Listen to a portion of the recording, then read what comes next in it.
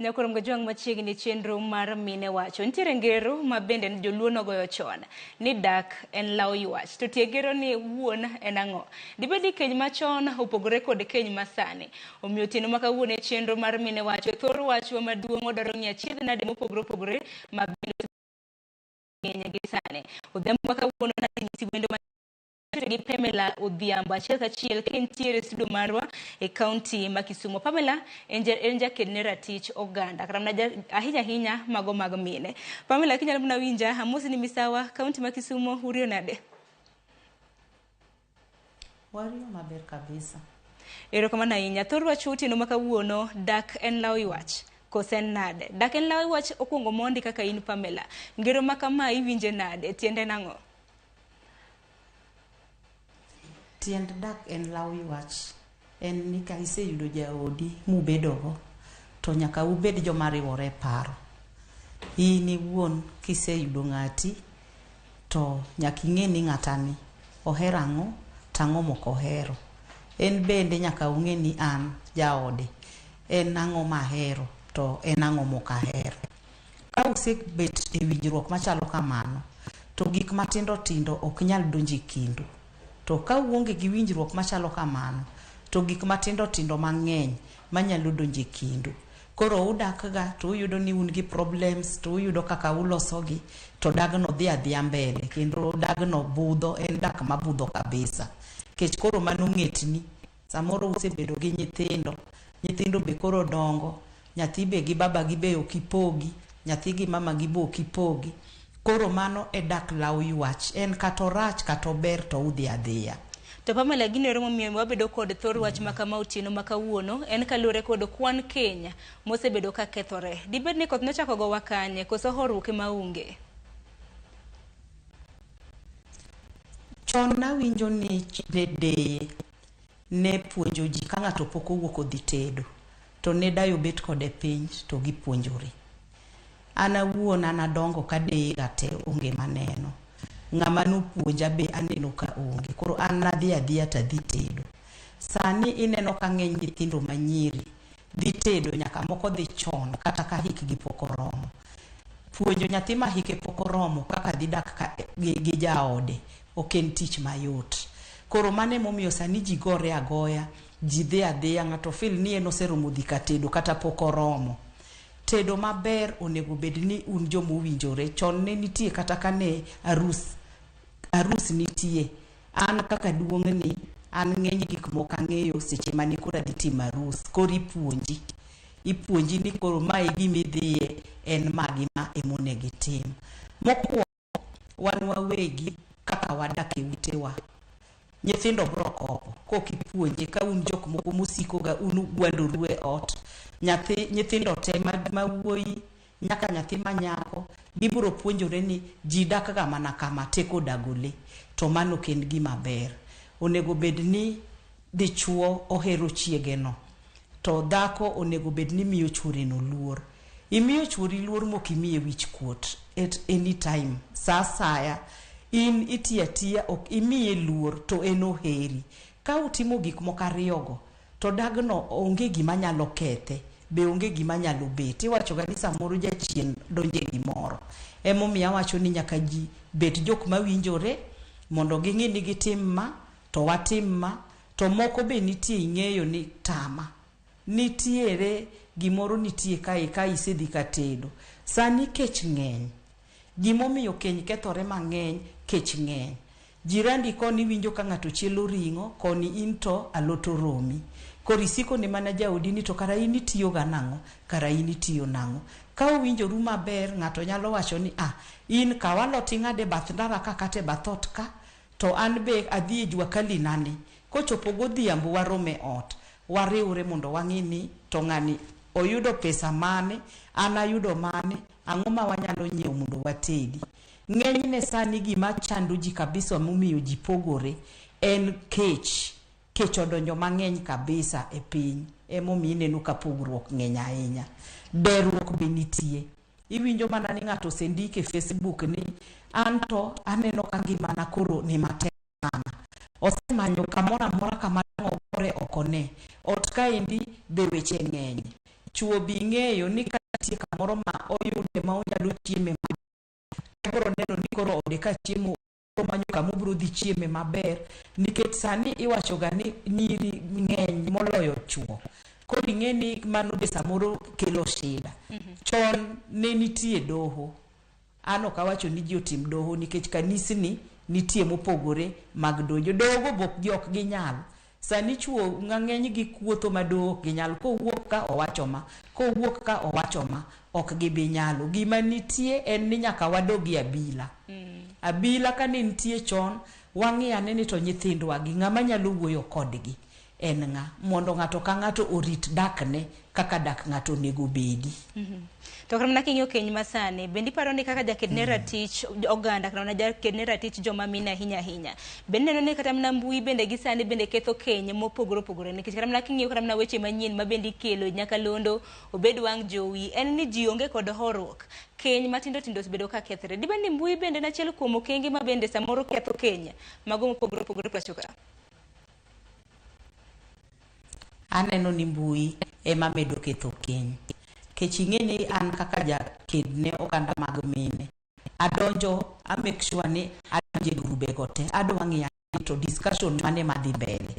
Kidhi e grube go, ibiro neno ka ng'ato ndiko niya, an nyaka nawe chuora, sani tinda chwe, tinda ber, kotamo wang'i, wuoga mondo idhi. Nitie gima nyalo tamo wang'i, nikech nitie moro ma ng'ato en okiny ma ka gimoro wuok mana ni ito goch oketo mbele.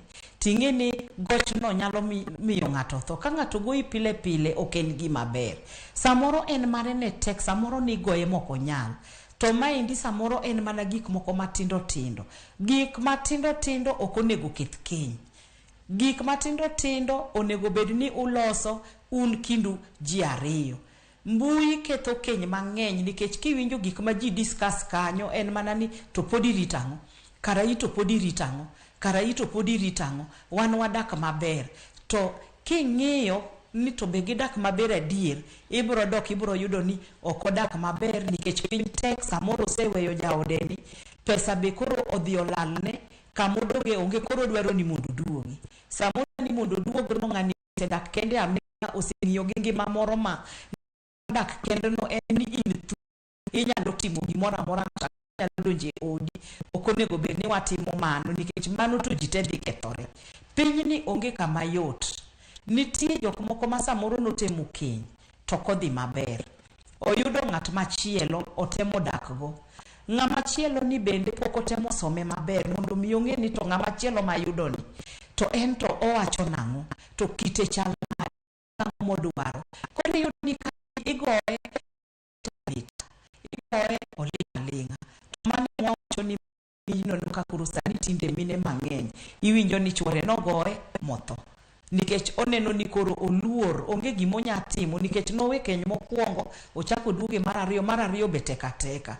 Ji nyaka ng'e ni keny gi gitek te, to kisomo ng'ato maber ming'eyo ni ng'ato ohero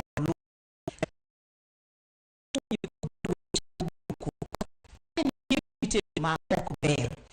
Los mondi ng'i penj kata dako wa dunia wa gini tite doga nade, lose maber.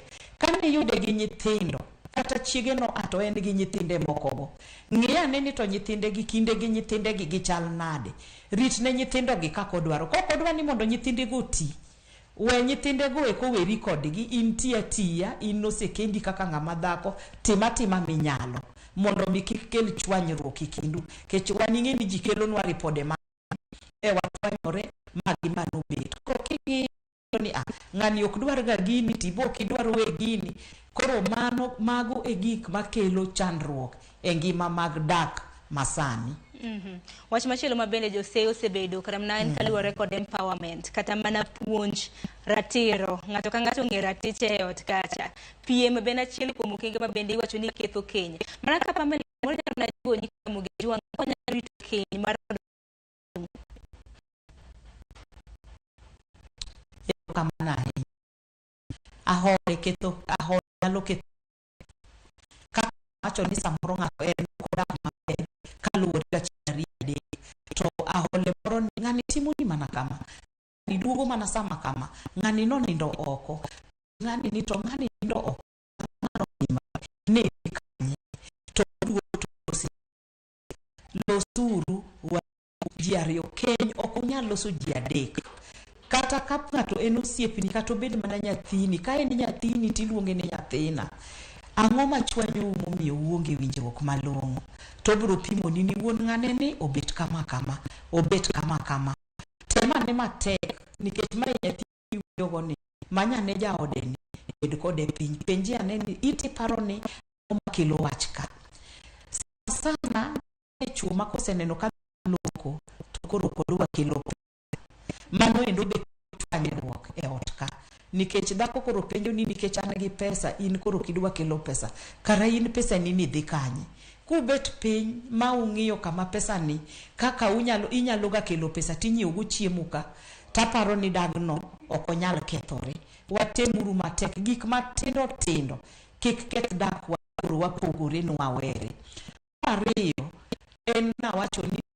dak ka ng'ato dak to ok no puonjore kata ni weche mag ler ing'eyo ni weche mag ler be ketho keny nikech iyudo ka ng'ato onyorre ma kidonje ot kitando pong'o lewni gik moko pong'o dier ot to samoro idak gi ng'at moro ma ler ma en gigo koneno to gigo chache kiseneno ka gigi madwa chachi ng'eya neni to jirandi ni to be kochiewo go dasta oloso ode ni bo pede ler mar del benitie ing'eni ma kiluokori be maler to midi ko makwa wate both nitie gik moko mang'eny minyalo wantie gi rolons kineno kaka idumulo yati nyalo kete yuthi nikech tigno be nyalo keto ng'ato off kuomi ineno mago gin gik matindo tindo ng'ato ted alot nyaka iket kata mana sup moro matin mondo kik obed dry nikech samoro ichielo mena dry alot dry